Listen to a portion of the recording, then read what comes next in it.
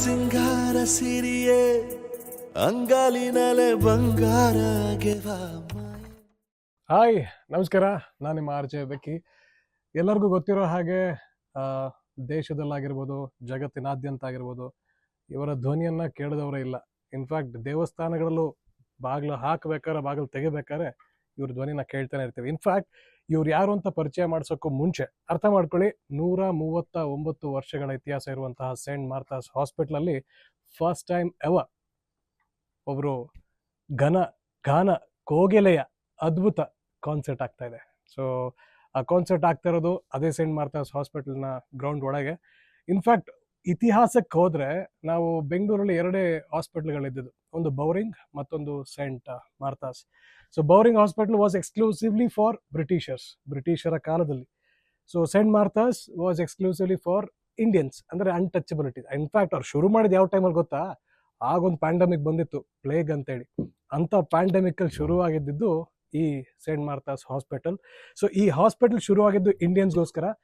ಇವರ 139 ವರ್ಷದ ಇತಿಹಾಸದಲ್ಲಿ first time ever BP sir concert ಮಾಡ್ತಾರೆ. BP ಸರ್ ಅಂದ ತಕ್ಷಣ ಕಿವಿ ಚುರುಕಾಗಿರ್ಬೇಕಲ್ವಾ? ವಿಜಯ್ ಪ್ರಕಾಶ್ ಸರ್ ನನ್ನ ಜೊತೆಲಿದ್ದಾರೆ. ಸರ್ ನಮಸ್ಕಾರ. ಸರ್ ನಮಸ್ಕಾರ. So happy to be on Big FM 92.7. Thank you sir, thank you so much. ಯೋಚನೆ ಯಾಕೆ, ಚೇಂಜ್ ಓಕೆ, ಬಹಳ ಸುಂದರವಾಗಿದೆ sir. Thanks for promoting our show. And ನೀವು ಹೇಳ್ದಂಗೆ it is for such a beautiful ಕಾಸ್. ಈ ಕಾರ್ಯಕ್ರಮದಲ್ಲಿ ಅಫ್ಕೋರ್ಸ್ ನನ್ನೊಂದಿಗೆ ಅನೇಕ ಗಾಯಕರಿದ್ದಾರೆ, ಮ್ಯೂಸಿಷಿಯನ್ಸ್ ಇದ್ದಾರೆ. ಮತ್ತು ವಿಶೇಷವಾಗಿ ಜನ ಏನು ಟಿಕೆಟ್ ತೊಗೊಂಡು ಬರ್ತಾರೆ, ಹಣ entire amount Saint Martha's hospital is gonna use it to treat poor patients. ಅಂದರೆ ಎಷ್ಟೋ ಬಡ ಜನರು ಏನು ಇಲ್ಲಿ ಒಂದು ಆಸ್ಪತ್ರೆಗೆ ಬರ್ತಾರೆ ಚಿಕಿತ್ಸೆಗಾಗಿ, ಅವರಿಗೆ ಈ ಮೊತ್ತ ಹಣವನ್ನು ಯೂಸ್ ಮಾಡ್ತಾರೆ ಅನ್ನೋದೇ ಒಂದು ಈ ಕಾರ್ಯಕ್ರಮದ ವಿಶೇಷತೆ. ಇಲ್ಲಿ ನಾನು ಹಾಡ್ತೀನಿ ಅಥವಾ ಇನ್ನೊಬ್ಬರು ಹಾಡ್ತಾರೆ ಅನ್ನೋದಕ್ಕಿಂತ ಈ ಒಂದು ಕಾರಣ ಏನಿದೆ, ಇದು ಬಹಳ ವಿಶೇಷವಾಗಿದೆ ಅಂತ ನಾನು ಭಾವಿಸ್ತೇನೆ. Super sir. ಇನ್ಫ್ಯಾಕ್ಟ್ ನಿಮ್ಮ ಬಗ್ಗೆ ಏನು ಮಾತಾಡೋದು ಸರ್ ಅಲ್ಲ, ಇಳೆಯರಾಜ ಸರ್ ಕೇಳ್ತೀರಾ, Oscar award winner AR Rahman sir ಕೇಳ್ತೀರಾ, ಅಥವಾ ದೇವ ಸರ್ ಕೇಳ್ತೀರಾ, ಇಡೀ ಭಾರತದಲ್ಲಿರುವಂತಹ ಎಲ್ಲಾ ದಿಗ್ಗಜರುಗಳು, so called biggest of the biggest news director ಕೆಲಸ ಮಾಡಿದಿರಿ, ಅವ್ರಿಗೋಸ್ಕರ ಹಾಡುಗಳನ್ನ ಹಾಡಿದಿರಿ. ಸೊ ನಿಮ್ಮ ಹಾಡುಗಳಿಗೆ ಪ್ರತ್ಯೇಕವಾದ ಫ್ಯಾನ್ ಬೇಸ್ ಕನ್ನಡದಲ್ಲಿದೆ. ಅದು ಗೊತ್ತಲ್ಲ ಸರ್, ಸಂಜೆ ಮೇಲೆ ಸೇವನೆ ಮಾಡುವಂತ ವಿಚಾರಗಳಿಗೆ ಅಥವಾ ಅದು ಕಮ್ಮಿ ಆಗ್ಬಿಟ್ಟಿದೆ ಸರ್. ಈಗ ಹಗಲೊತ್ತಲ್ಲಿ ಸೇವನೆ ಮಾಡೋದೇ ಜಾಸ್ತಿ.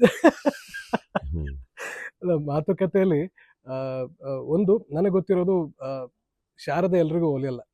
ಶಾರದೆ ಒಲಿದಿದ್ದಾಳೆ ಅಂದ್ರೆ ಯು ಆರ್ ಚೋಸನ್ ಒನ್ ಅಂತ ಸರ್. And fantastic sir. ಒಂದು ವಿಚಾರ, this my first interview with you. ನಿಮ್ಮ ಕಾನ್ಸರ್ಟ್ ಫಿನಿಕ್ಸ್ ಮಾರ್ಕೆಟ್ ಸಿಟಿಲ್ ಆಗಿದೆ, ನಾನು ಬಂದಿದ್ದೆ. ಸೊ ನೀವು ಬರೋದು ಸ್ವಲ್ಪ ತಡ ಆದ್ರೂ ಪರವಾಗಿಲ್ಲ, ನೀವು ಬರೋದು ನೋಡೇ ಹೋಗ್ತೀವಿ, ಫಿಕ್ಸ್ ಆಗಿ ನೋಡಿ ಬಂದಿದ್ದು ಸರ್. ಈಗ ಪ್ರತಿಯೊಬ್ಬ ವ್ಯಕ್ತಿಗೂ ಒಂದು ಸಾಮಾಜಿಕ ಕಳಕಳಿ ಅನ್ನೋದು ಇರಲೇಬೇಕಾಗತ್ತೆ. So they should have their own social responsibility. Society ನಮ್ಗೆಲ್ಲವನ್ನು ಕೊಟ್ಟಿದೆ, ಆದರೆ ವಾಪಸ್ ನಾವು ಸೊಸೈಟಿಗೆ ಏನು ಕೊಡೋಕೆ ಸಾಧ್ಯ? ಸೊ ಸೇಂಟ್ ಮಾರ್ಥಾಸ್ ಅವರು ಈ ಒಂದು ಅಜೆಂಡನ್ ತಲೆಯಲ್ಲಿ ಇಟ್ಕೊಂಡು ನಿಮ್ಮ ಕಾನ್ಸರ್ಟ್ ಅನ್ನು ಮಾಡ್ತಾರೆ, first time ever. And we are privileged, Big FM is being a radio partner. And ನೀವೇನು ಹೇಳಕ್ಕೆ ಇಷ್ಟಪಡ್ತೀರಾ ಸರ್? ಸಮಾಜ ನಮ್ಗೆಲ್ಲವನ್ನು ಕೊಡೋದು ಸರಿ, ನಾವು ವಾಪಸ್ ಹೇಗೆ ಕೊಡೋಕೆ ಸಾಧ್ಯ ಅದಕ್ಕೆ? ಅಲ್ಲ, ಐ ಥಿಂಕ್ ಬುದ್ಧಿ ಕರ್ಮಾನುಸಾರೇಣ ಅಂತಂತಾರೆ. ಅಂದರೆ ನಮ್ಮ ಬುದ್ಧಿ ಕೂಡ ನಮ್ಮ ಕರ್ಮಕ್ಕೆ ಅನುಗುಣವಾಗಿ ಕೆಲಸ ಮಾಡುತ್ತಂತೆ. ಈ ಒಳ್ಳೆಯ ಕೆಲಸ ಮಾಡೋಕ್ಕೂ ಒಳ್ಳೆ ಕರ್ಮ ಇರಬೇಕಂತೆ. ಸೊ ಹಾಗಾಗಿ ಒಳ್ಳೆ ಕೆಲಸ ನಿಮ್ಮಿಂದ ಆಗ್ತಾ ಇದೆ ಅಂದರೆ ಅದು ಭಗವಂತನ ಪ್ರೇರಣೆ, ಅದು ಭಗವಂತನ ಆಶೀರ್ವಾದವೇ. ಯಾಕಂದರೆ ನೇಚರ್ಗೆ ಏನು ತೊಂದರೆ ಇಲ್ಲ ಸರ್, ಅದು ಬುಫೆ ಥರ ಇಟ್ಬಿಡುತ್ತೆ ಮುಂದೆ. ನಿನಗೆಷ್ಟು ಆಸೆ ಇದೆ, ನಿನಗೆಷ್ಟು ದುರಾಸೆ ಇದೆ ಅನ್ನೋದನ್ನು ಅದು ಸುಮ್ಮನೆ ನೋಡುತ್ತಷ್ಟೆ. ನಾವೇನು ಮಾಡ್ತೀವೋ ಅದರ ಪ್ರತಿಫಲ ನಮಗೆ ಹೊಡೆಯುತ್ತೆ. ನಾವು ಎಲ್ಲವನ್ನು ಇನ್ಫ್ಯಾಕ್ಟ್ ಒಂದು ಭಾಳ ಕನ್ನಡದಲ್ಲಿ ಒಂದು ಒಳ್ಳೆ ವಿಷಯ ಇದೆ, ಕೊಟ್ಟಿದ್ದು ತನಗೆ ಬಚ್ಚಿಟ್ಟಿದ್ದು ಪರರಿಗೆ ಅಂತಾರೆ. ಸೊ ನೀನೇನು ಕೊಡ್ತೀಯೋ ಅದೇ ನಿಂದು. So give what you seek ಅಂತಾರಲ್ಲ, ಆ ರೀತಿ ನಿಮಗೆ ಈ ಒಂದು ಪ್ರಕೃತಿ ನಿಮ್ಮೊಂದಿಗೆ ಇರಬೇಕು ಅಂದರೆ ನೀವು ಪ್ರಕೃತಿಯೊಂದಿಗಿರಬೇಕು. ನಿಮಗೆ ಜನ ಏನು ಕೊಟ್ಟಿದ್ದಾರೆ ಅದನ್ನು ಜನರಿಗೆ ಕೊಡುವಂತಹ ಕೆಲಸವನ್ನು ಮಾಡಬೇಕು.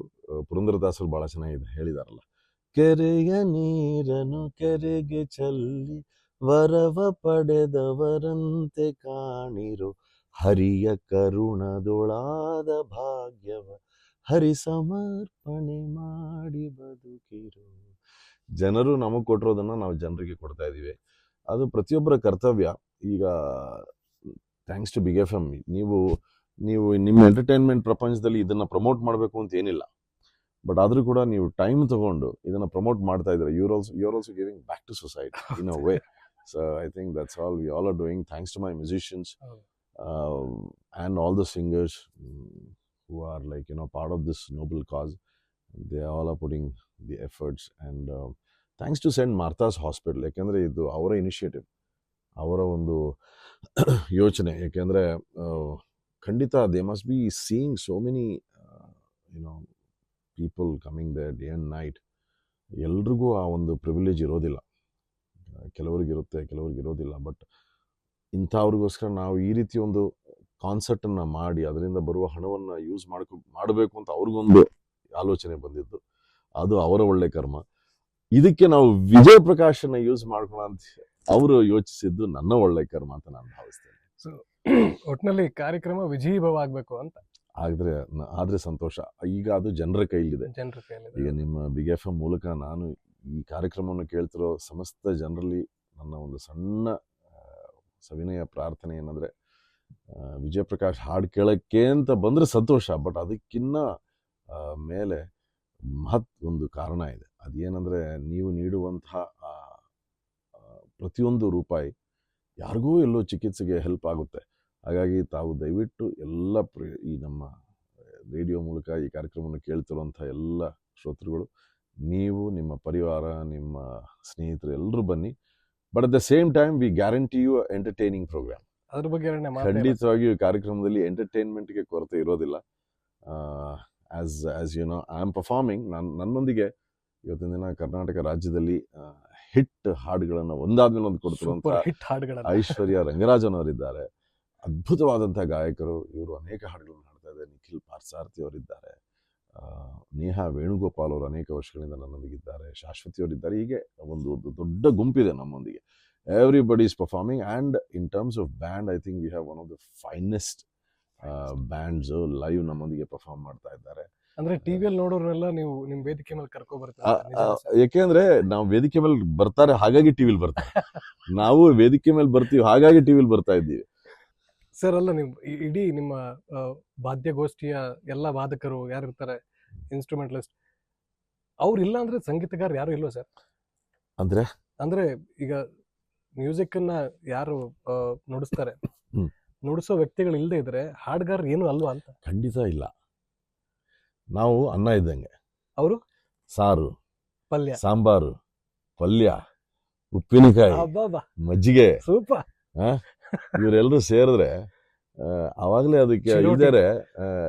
ಬರೀ ಅನ್ನ ಇಟ್ಕೊಂಡು ಏನ್ ಮಾಡ್ತೀರಾ? ಏನು ಮಾಡೋಕ್ಕಾಗಲ್ಲ. ಅದಕ್ಕೊಂದು ಸಾಂಬಾರು ಬಂದಾಗ ಅದಕ್ಕೊಂದು, ನಾನು I am a foodie. So ನೀವು ಏನೇ ಪ್ರಶ್ನೆ ಕೇಳಿದ್ರು I will finally land on to some food item only to answer my question. Sir, ಈಗ ನಾನು ಕೇಳಲೇಬೇಕು, ವಾಯ್ಸ್ಗೇನೋ ತಾಲೀಮ್ ಮಾಡ್ತೀರಿ ತಾವು, ಅಫ್ಕೋರ್ಸ್ ನಡೀತಾ ಇರುತ್ತೆ. ಈಗ ತಾಲೀಮ್ ಮಾಡೋ ಜಾಗದಲ್ಲಿ ನಾವು ಕೂತು ಮಾತಾಡ್ತಿದ್ವಿ, ದೇಹಕ್ಕೂ ತಾಲೀಮ್ ಮಾಡ್ತೀರ ತಾವು? ಸಿಂಪಲ್ ಆಗಿ ಮಾಡ್ತೀನಿ ಅಷ್ಟೇ. ಇದೇನು ಒಂಥರ ಸಿಕ್ಕಾಪಟ್ಟೆ ಏನು ಸಿಕ್ಸ್ ಪ್ಯಾಕ್ ಎಲ್ಲ ಇಲ್ಲ. ಬಟ್ ಏನಂದ್ರೆ, I think it's all about keeping a little watch on what you, and also age will tell you anyways. Correct. 20 ವರ್ಷದಲ್ಲಿ ಮಿಕ್ಸರ್ ಏನ್ ಹಾಕೋದು ಬುರ್ರ ಅಂತ ರುಬ್ಬತ್ತೆ, 30ಕ್ಕೆ ಬಂದಾಗ ಕ್ರರ್ ಅಂತ ರುಬ್ಬತ್ತೆ, 40 ಆದ್ಮೇಲೆ ಸಡನ್ ಆಗಿ ಸರ್ವಿಸಿಂಗ್ ಮಾಡಿಸ್ಬೇಕು, ಏನಾದ್ರೂ ಬ್ಲೇಡ್ ಎಲ್ಲ ಮೊಂಡಾಗ್ಬಿಟ್ರತ್ತೆ. 50 ಆದ್ಮೇಲೆ ನಾವು ಮಾಡೋಕ್ಕೆ ಹೋಗಲ್ಲ, ಮಿಕ್ಸರ್ಗೆ ಏನು ಹಾಕೋಕ್ಕೆ ಹೋಗಲ್ಲ, ಬರೀ ಲಿಕ್ವಿಡ್ ಹಾಕ್ತಾ ಇರ್ತೀವಿ, ಯಾಕೆಂದ್ರೆ ರುಬ್ಬೋದು ಈಸಿ ಆಗಿರ್ಲಿ ಅಂತ. ಹಾಗಾಗಿ ನೋಡಿ, ಮತ್ತೆ ಫುಡ್ಗೆ ಬಂದೆ. I am so sorry. But mild ಆಗಿ ಸ್ವಲ್ಪ ನೋಡ್ಕೋತೀನಿ. ತಿನ್ನೋ ಆಹಾರದ ಬಗ್ಗೆ ಬಹಳ ಗಮನ ಕೊಡ್ತೀನಿ. ಅಂದ್ರೆ ಈಗ ನೋಡಿ, we had legendary SPB sir. He always use to say, ನಾನು ಚಿಲ್ಡ್ ವಾಟರ್ನೂ ಕುಡಿತೀನಿ, ನನಗೆ ಏನು ಐಸ್ ಕ್ರೀಮು ತಿಂತೀನಿ, ನನಗೇನು ಆಗೋದಿಲ್ಲ ಅಂತ. But every hardware is different. So music is software ಅನ್ಕೊಂಡ್ರೆ, ದೇಹ ಹಾರ್ಡ್ವೇರ್. ನಮ್ಮ ಕಲಿತ ವಿದ್ಯೆ ಸಾಫ್ಟ್ವೇರ್, ಅದೇನಾದ್ರು ಇರ್ಬೋದು, ಅದು ಕ್ಲಾಸಿಕಲ್ ಮ್ಯೂಸಿಕ್ ಆಗಿರ್ಬೋದು, ಜಾಝ್ ಆಗಿರ್ಬೋದು. ಬಟ್ ದೇಹ ಅನ್ನೋದು ಒಂದು ಹಾರ್ಡ್ವೇರ್. ಆ ಹಾರ್ಡ್ವೇರ್ಗೆ ನೀವು ಒಬ್ಬರೊಬ್ಬರನ್ನ ಕಂಪೇರ್ ಮಾಡೋಕ್ಕಾಗಲ್ಲ. Like I am somebody who likes to take care, because I know if things go little over the board ಆಗ್ಬಿಟ್ರೆ ನನಗೆ ಹಿಂಸೆ ಆಗುತ್ತೆ. ಹಾಗೆ ಆ ಹಿಂಸೆಗೆ ಹೋಗೋದೇ ಬೇಡಪ್ಪ ಅಂದ್ಬಿಟ್ಟು ಮೊದಲೇ ಏನೇನು ಕ್ರಮ ತಗೋಬೋದು. ಮತ್ತು ನಮ್ಮೆಲ್ರಿಗೂ ಗೊತ್ತು ನಮ್ಮ ದೇಹಕ್ಕೆ ಏನು ಸೂಟ್ ಆಗುತ್ತೆ, ಏನು ಸೂಟ್ ಆಗಲ್ಲ ಅಂತ. But having said that, I also love ice cream. ನಾನು ಐಸ್ ಕ್ರೀಮ್ ತಿಂತೀನಿ. But what I do is, right after I eat ice cream, I will have a glass of hot water. ಮುಗಿದೋಯ್ತಲ್ಲ ಕತೆ. So ಮೊನ್ನೆನೂ ice cream ತಿಂದೆ. ನನಗೆ ice cream ಇಷ್ಟ. Ice cream ತಿಂದಿದಂಗೆ ಒಂದು ಬಿಸಿನೀರು ಕುಡಿದ್ಬಿಡ್ತೀನಿ. ಸೊ ಅದು ಸೆಟ್ ಆಗ್ಬಿಡುತ್ತೆ. ಸರ್ ಮತ್ತೊಂದು ಪ್ರಶ್ನೆ ಅಂದರೆ, ಈಗ ಒಂದು ಸ್ವಲ್ಪ ಕಟ್ಟು 20-30 ವರ್ಷ ಹಿಂದಕ್ಕೆ ಹೋಗ್ತೀನಿ ಸರ್.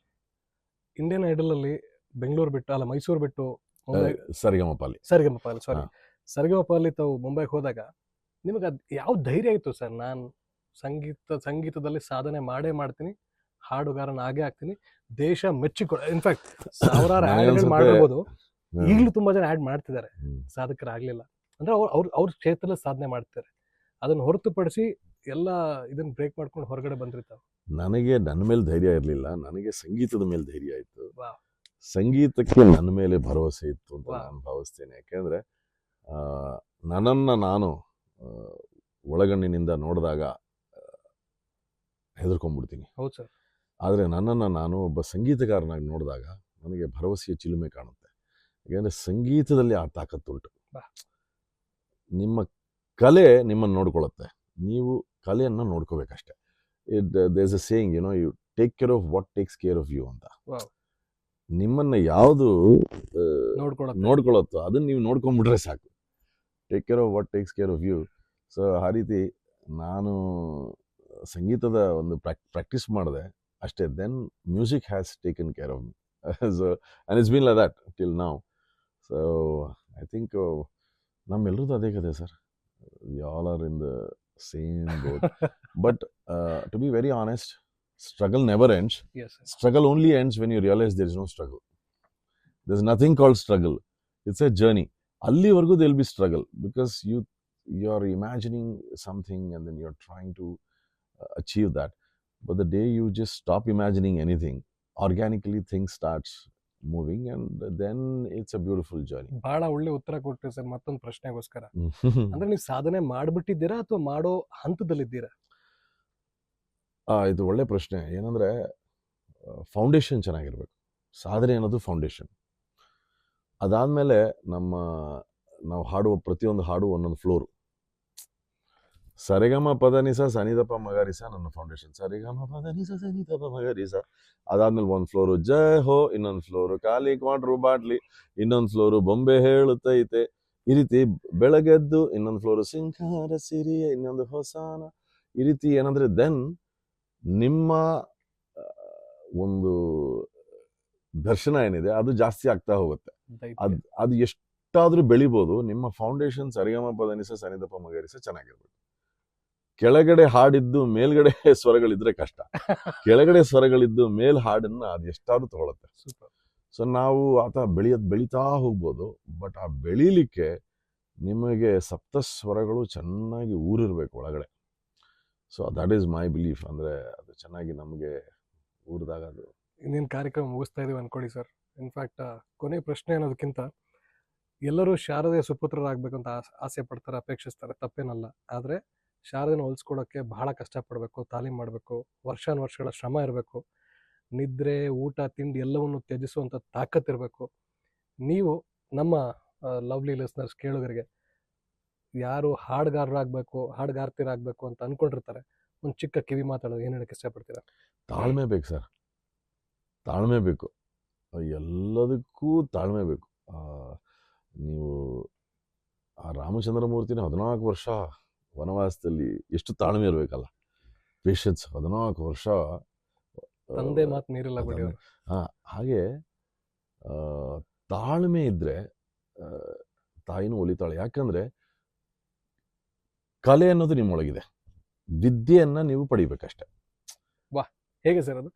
ಅಂದ್ರೆ you are born with talent, but you acquire knowledge.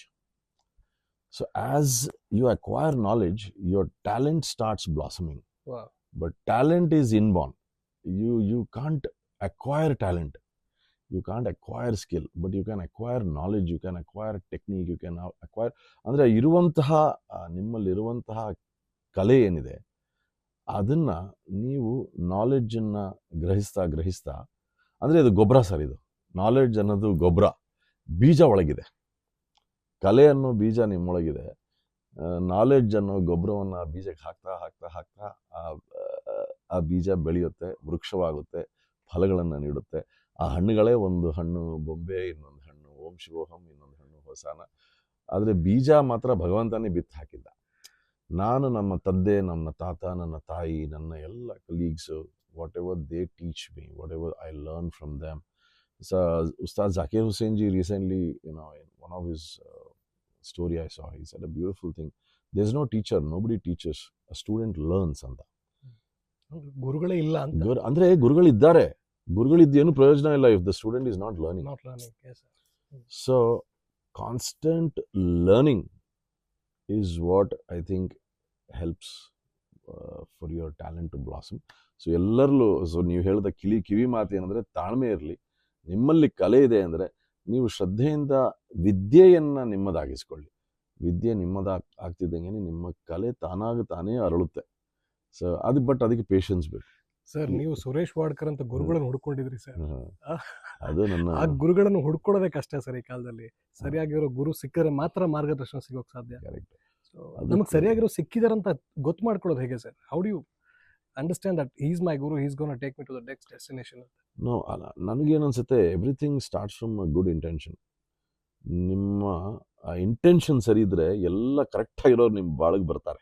ನಾನು ಮೈಸೂರಿಂದ ಬಾಂಬೆಗೆ ಹೋದಾಗ ಭಗವಂತನ ಕೃಪೆಯಿಂದ ನನ್ನ ಇಂಟೆನ್ಷನ್ ಏನಿತ್ತು, ಉದ್ದೇಶ ಏನಿತ್ತು, ಅದು ಬಹುಶಃ ಸರಿ ಇತ್ತು ಅಂತ ನಾನು ಭಾವಿಸ್ತೇನೆ. ಅದು ಸರಿ ಇದ್ದಿದ್ದರಿಂದ ಎಲ್ಲವೂ ತಾನಾಗೆ ಬಂತು. ಆ ಉದ್ದೇಶದಲ್ಲಿ ನಾನು ಹೋಗ್ಬಿಟ್ಟು ಒಂದು 10 ಕೋಟಿ ಮಾಡಬೇಕು ಅಂತಿದ್ದಿದ್ರೆ ಬಹುಶಃ ಆಗ್ತಿರ್ಲಿಲ್ಲವೇನೋ. ಬಟ್ ಇಲ್ಲ, ನಾನು ಸಂಗೀತಗಾರನಾಗಬೇಕು, ಸಂಗೀತದಲ್ಲಿ ಏನೋ ಒಂದು ಕಲಿಬೇಕು, ಏನೋ ಒಂದು ಸಾಧನೆ ಮಾಡಬೇಕು ಅನ್ನೋ ಉದ್ದೇಶ ಏನಿತ್ತು, ಆ ಉದ್ದೇಶವೇ ಒಳ್ಳೆ ಗುರು, ಒಳ್ಳೆ ಸ್ನೇಹಿತರು, ಒಳ್ಳೆ ಅವಕಾಶಗಳು. ಸೊ ಅದೇ ಅಂದರೆ ನಾವು ಹೇಗೆ ಬೆಳಿಬೇಕು ಅಂದರೆ ಅವಕಾಶಗಳನ್ನು ಹುಡುಕ್ತಾ ಹೋಗಿ ಅವಕಾಶಗಳನ್ನು ಕೊಡುವಂತಹ ಪರಿಸ್ಥಿತಿಗೆ. ಅವಕಾಶಗಳನ್ನು ಹುಡುಕ್ತಾ ಅವಕಾಶಗಳನ್ನು ಕೊಡೋ ಸ್ಥಿತಿಗೆ ನಾವು ಬಂದಾಗ ಎಲ್ಲೋ ಬೆಳೆದಿದ್ದೀವಿ. ಇನ್ನೇನು ಅಲ್ಲ ಸರ್, ನಾನು ಅನ್ಕೊಂಡಿದ್ದಕ್ಕಿಂತ ಬಹಳ ಅದ್ಭುತ ಉತ್ತರಗಳನ್ನ ನಾನು ಎಕ್ಸ್ಪೆಕ್ಟ್ ಮಾಡಿದ್ದೆ. ಅಂದ್ರೆ ಇದು your way beyond sir. But before we end this interview, ನನ್ನ ಬಿಗ್ FM ಲಿಸನರ್ಸ್ಗೆ ಮತ್ತೊಮ್ಮೆ ನಾನು ಥ್ಯಾಂಕ್ಸ್ ಹೇಳ್ತಾ ಇದ್ದೀನಿ. ಮತ್ತೊಮ್ಮೆ I am appealing to all of them, very humble appeal. Please ಎಲ್ಲರೂ ಬನ್ನಿ, will have a musical evening. And recently ನೀವು ಹೇಳ್ದಂಗೆ ಫೀನಿಕ್ಸಲ್ಲಿ concert, it was such a mega event. I heard there's so many people could not enter the venue and they all had to leave because it was oversold in the sense beyond the capacity. And I really hope, of course this is a larger ground, and I really hope St. Martha's hospital initiative gets good funding, and that is only it is only possible if our listeners support us. So dayavitte ellaru banni. And before we end, I would request my co-singers who are here. As you know, we are all rehearsing. Yes sir. ಒಂದೊಂದು ಹಾಡು ಹಾಡ್ಬಿಡ್ತೀವಿ. ಬೊಂಬೆ 1-2 ಸಾಲು ನಾನು ಹಾಡ್ತೀನಿ, ನಂತರ I'll keep inviting artists. ಬೊಂಬೆ ಹೇಳುತ್ತೈತೆ ಮತ್ತೆ ಹೇಳುತ್ತೈತೆ, ನೀನೇ ರಾಜಕುಮಾರ, ಹೊಸ ಬೆಳಕೊಂದು ಹಸಿರಿಗೆ ಬಂದು ಬೆಳಗಿದೆ ಮನೆಯ ಮನಗಳಗಿಂದು. ರಾಜಿಸೋ ರಾಜರತ್ನನು, ಆಡಿಸಿಯೇನು ಬೀಳಿಸಿಯೇನು, ಎಂದು ಸೋಲದು ಸೋತು ತಲೆಯ ಬಾಗದು. ಬೊಂಬೆ ಹೇಳುತ್ತೈತೆ ಮತ್ತೆ ಹೇಳುತ್ತೈತೆ, ನೀನೇ ರಾಜಕುಮಾರ. ಜನವರಿ 11ನೇ ತಾರೀಕು ಸೆಂಟ್ ಮಾರ್ಥಾಸ್ ಹಾಸ್ಪಿಟಲ್ ಗ್ರೌಂಡ್ ನಲ್ಲಿ ನಡೆಯೋ ಈ ಕಾರ್ಯಕ್ರಮಕ್ಕೆ ಎಲ್ಲರೂ ಟಿಕೆಟ್ ತಗೊಂಡು ಬನ್ನಿ. Tickets are available on BookMyShow. So thank you so much once again ಎಲ್ರಿಗೂ. ಈ ವಿಡಿಯೋ ಮೂಲಕ ನಮ್ಮನ್ನ ನೋಡ್ತಿರುವಂತ ತಮ್ಮೆಲ್ಲರಿಗೂ, ಮತ್ತೆ ರೇಡಿಯೋ ಬಿಗ್ FM ಮೂಲಕ ನಮ್ಮ ಮಾತುಗಳನ್ನು ಕೇಳ್ತಿರೋ ತಮ್ಮೆಲ್ಲರಿಗೂ ನಾನು ಧನ್ಯವಾದಗಳನ್ನು ಹೇಳ್ತೀನಿ. ಸಿಂಗಾರ ಸಿರಿಯೇ ಅಂಗಾಲಿನಲೆ ಬಂಗಾರ ಗೆವಾ ಮಾಯೆ ಗಾಂಧಾರಿಯಂತೆ ಕಣ್ಮುಚ್ಚಿ ಹೊಂಗನ ಸರಸ ಛಾಯೆ